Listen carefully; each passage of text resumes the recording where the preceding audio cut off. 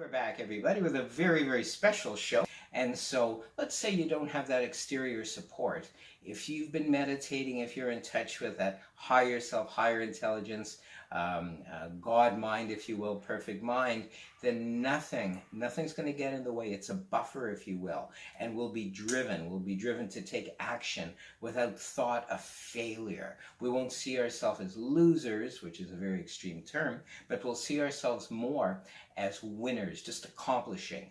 And it's almost like it just keeps flowing. One thing leads to another. We're led intuitively, because when we open that mind shaft from the very perfect mind up through our conscious level of our mind, and everything is cleaned up, well, you bet, intuition or God guidance leads the way. And we know on some level or another, okay, let's go here, or let's do this, or we feel good and we're suddenly inspired to take this direction. Just do it. So that's one of the benefits of meditation. When I speak of meditation, I speak of Eastern meditation. It's more than 10,000 years old, maybe more than that. Mystical meditation, another name for that is contact meditation, another name for that is higher consciousness meditation. And it's for the express purpose of making divine contact. In other faiths and belief systems, you can say, well, we want to cozy on up to God. We want to develop a relationship with God. And this is running parallel to that concept and idea that when you sit and you still your mind, there's no barriers between your conscious mind and your higher mind. And so you connect and you develop a relationship.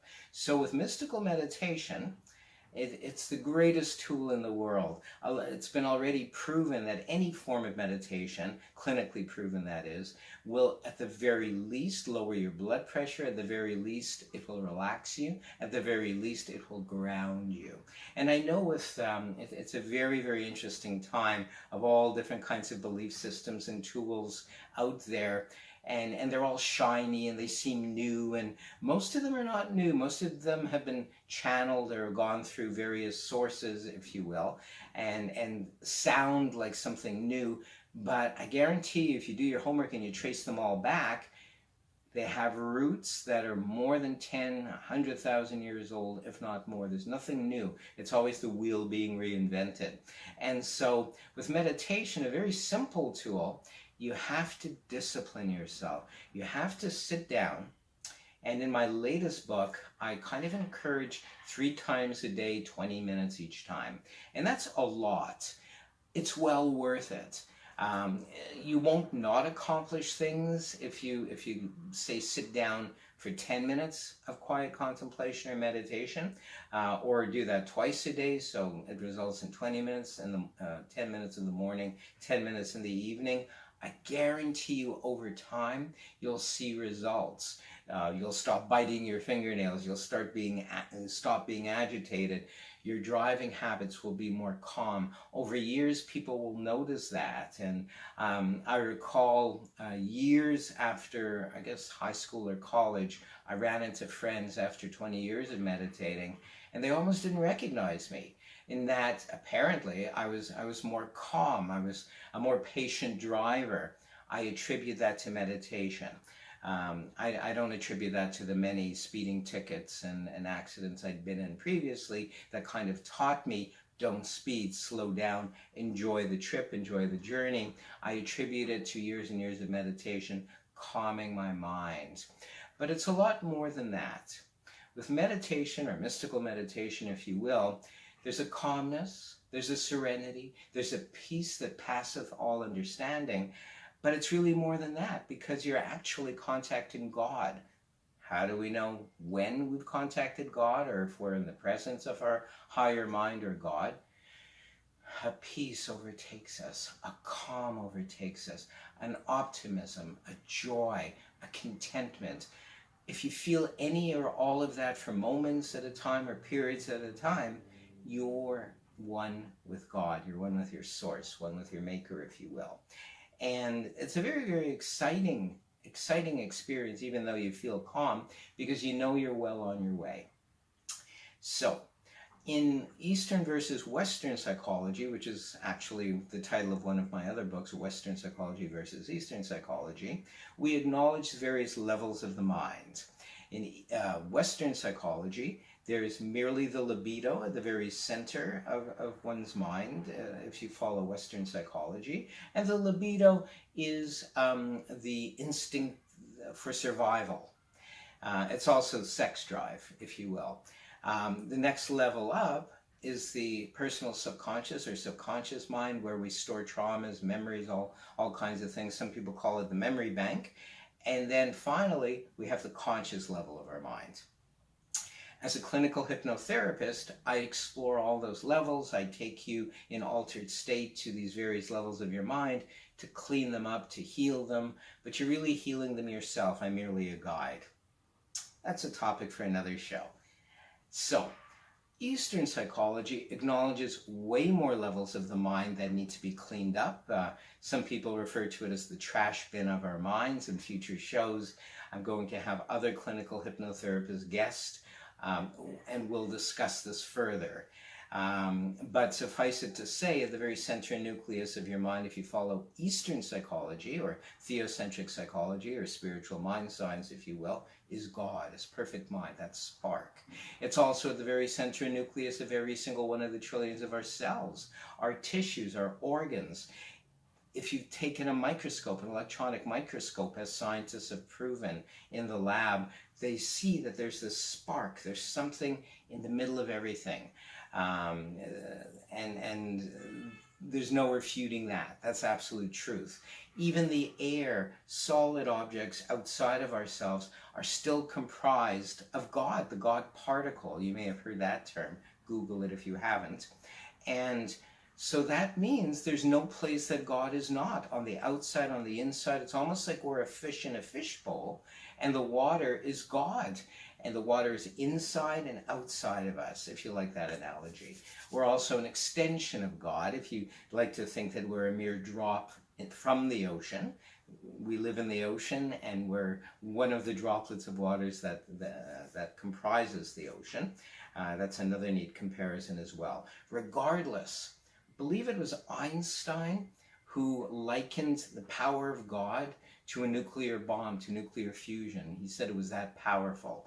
Back then in the 20s and 30s, that was the greatest explanation or analogy or comparison he had. But that's true. Now, this power can be used for good or bad, but it's God, it's source, it's higher intelligence, therefore we are automatically dealing with a good power, positive power.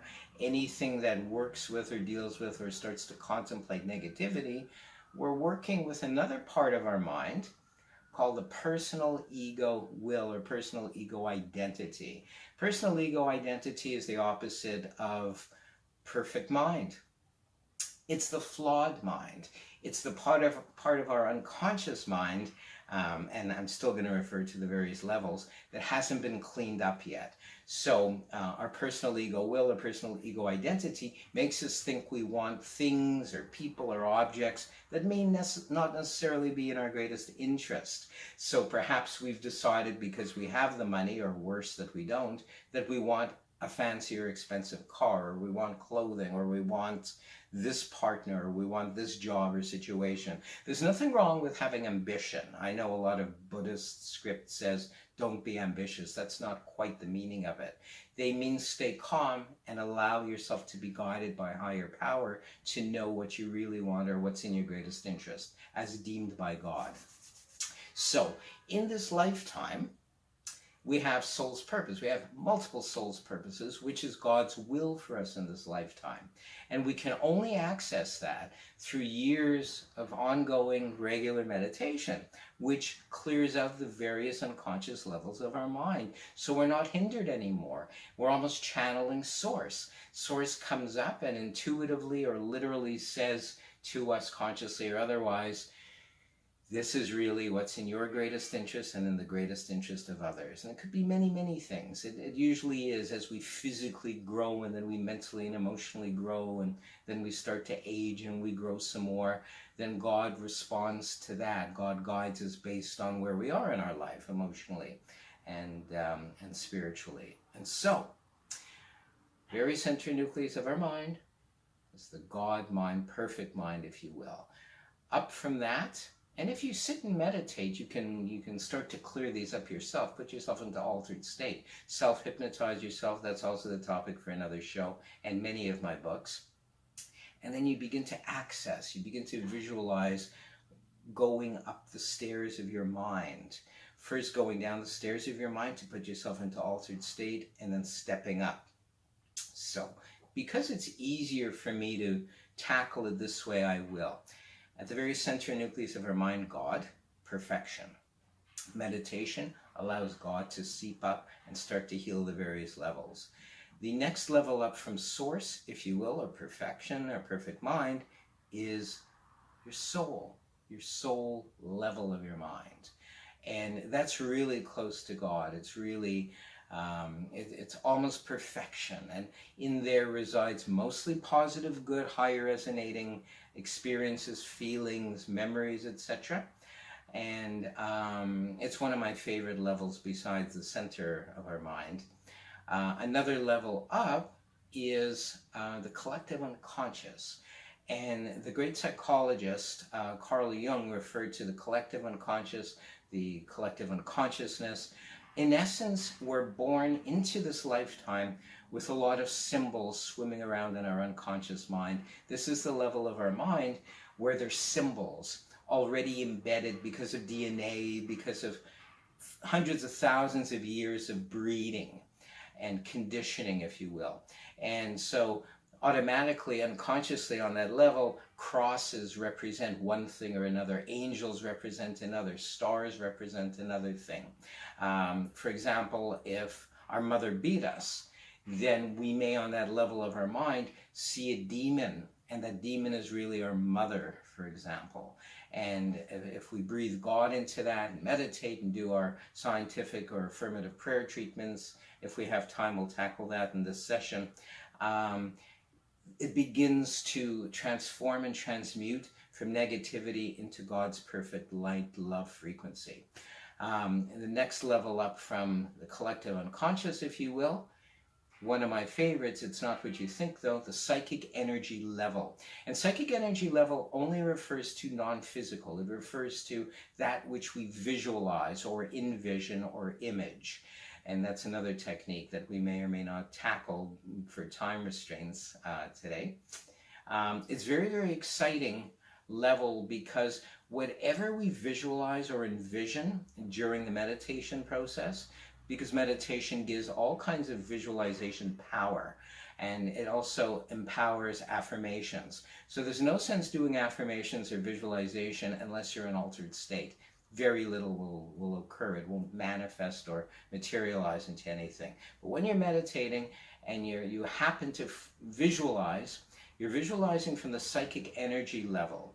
And it's at that point that you can connect to source, that whatever your visualizations are at that level of your mind comes into contact with source, and it begins to materialize. It's just an amazing process. That's why often inspiration is likened to that. An artist, especially, or a dancer, may have a vision, and that's where it originates, and then they do it, or they paint, or it comes into being through the channel or that person, that particular channel. Because after all, we are individualized expressions of the divine, of source. And that's one of the only reasons why we're here, to do our soul's purpose or God's will for us in this lifetime, and to create and to contribute. So one of the final levels of our mind, moving up from there, is the personal subconscious. Personal subconscious is the memory bank, and that certainly needs to be cleared up. Both Eastern and Western psychology agrees that if we've been traumatized, if we've had good or negative experiences, they're there. They reside there, and they must be cleaned up. Meditation will do that. Positive affirmations during meditation or scientific prayer, that's a whole other topic, which we will get to in future shows, future presentations. And it's very, very exciting because there is hope. So then finally, if and when you've cleaned up these various levels of your mind over time, through just meditation alone will do it, then you can accomplish, you can give, you can become a channel. Ultimately, a channel of God for the highest being. So, there is hope.